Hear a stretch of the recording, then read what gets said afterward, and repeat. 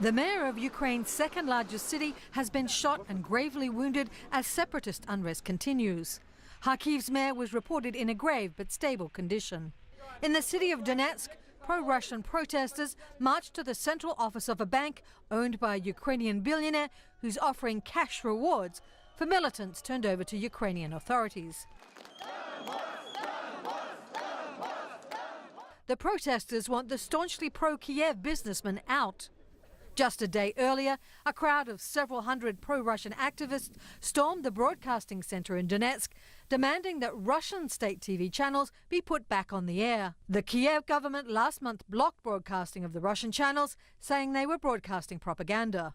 Ratcheting up pressure on Russian President Vladimir Putin, the US government Monday levied new sanctions on 7 Russian officials and 17 companies with links to Putin's inner circle.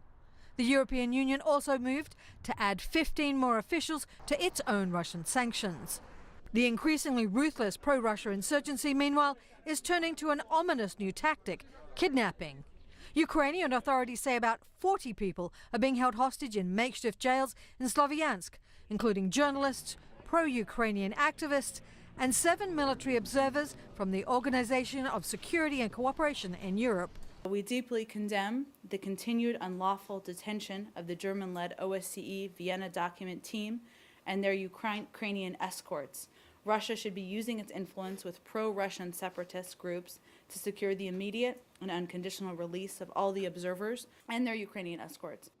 The German government has called for the immediate release of the European military observers who were detained Friday on allegations they were spying for NATO. Tracy Brown, Associated Press.